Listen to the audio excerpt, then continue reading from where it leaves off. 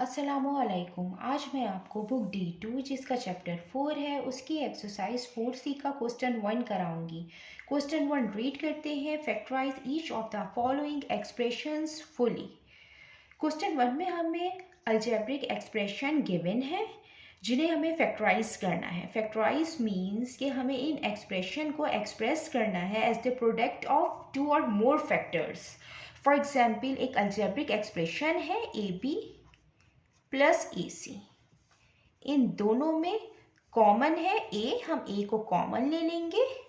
जब यहाँ पे एक हमने कॉमन ले लिया तो B आया और ये प्लस की साइन आएगी, इसका ये कॉमन आ गया तो C आएगा। तो ये जो अलजेब्रिक एक्सप्रेशन है हमने इनको एक्सप्रेस कर दिया है as the product of two factor. इसी तरीके से हम इसको यहाँ पे ऐसे ही इसको हम सॉल्व करेंगे।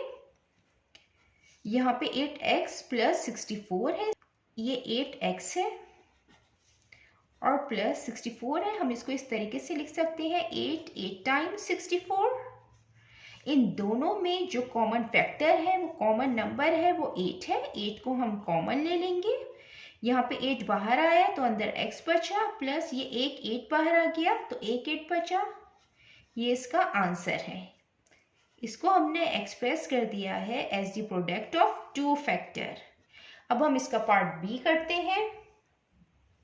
ये इसका पार्ट बी है, -12p माइनस 27q। इसको हम इस तरीके से लिख सकते हैं, -3 4 टाइम्स 12 आता है और ये p आ गया और 3 की टेबल में 27 भी आता है, 3 9 टाइम 27 और q आ गया। अब दोनों में कॉमन 3 है और माइनस साइन कॉमन है, हम -3 कॉमन ले लेंगे। यहाँ पे 4p आएगा, माइनस माइनस प्लस हो जाएगा, 3 बाहर आ गया, 9 बचा, 9q आया। ये इसका आंसर है।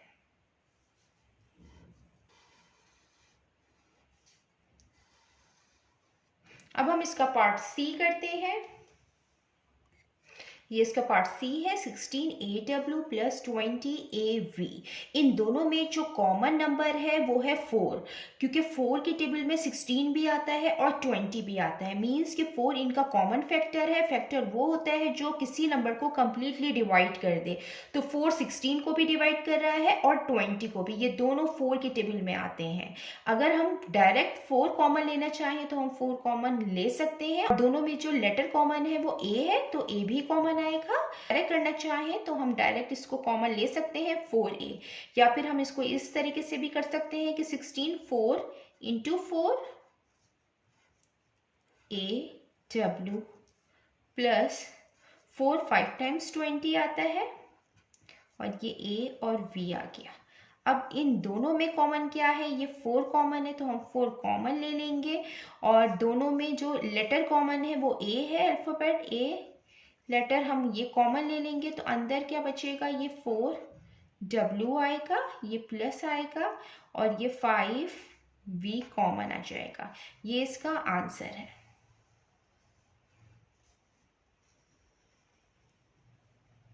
अब हम इसका पार्ट डी करते हैं। तो पार्ट डी है -36BC प्लस 4BD।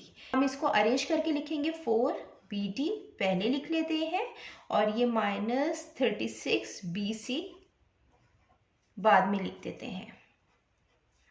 अब इन दोनों में जो कॉमन नंबर है वो 4 है, क्योंकि 4 के टेबल में 36 भी आता है। हम इसको डायरेक्ट कर लेते हैं, हम 4 कॉमन ले लेते हैं और जो लेटर दोनों में कॉमन है वो B है।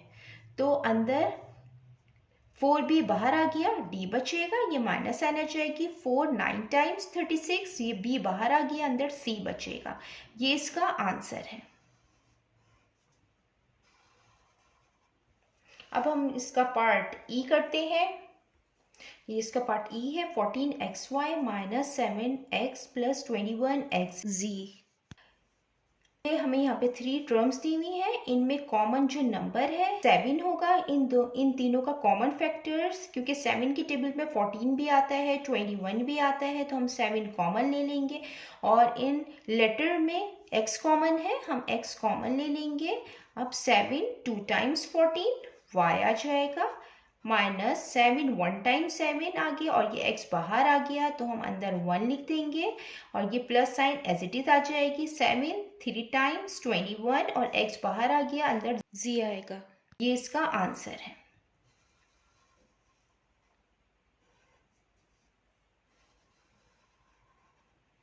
अब हम इसका पार्ट f करते हैं। ये इसका पार्ट f है, -8tu -4u -11su। ये हमें 3 टर्म्स दी हुई है, इन तीनों में कॉमन माइनस साइन है और u तीनों में कॉमन है, तो हम इन तीनों में से माइनस साइन कॉमन ले लेंगे और u कॉमन ले लेंगे। तो यहाँ पे हमने माइनस साइन कॉमन ले ली और u कॉमन आ गया, तो अंदर माइनस माइनस प्लस हो जाएगा, अंदर 8t आएगा। ये u इसका बाहर आ गया। अब माइनस माइनस प्लस हो जाएगा, ये u बाहर आ गया, अंदर 4 आएगा। अब माइनस माइनस प्लस हो जाएगा, 11 आएगा और s आएगा, u इसका बाहर आ गया। ये इसका आंसर है।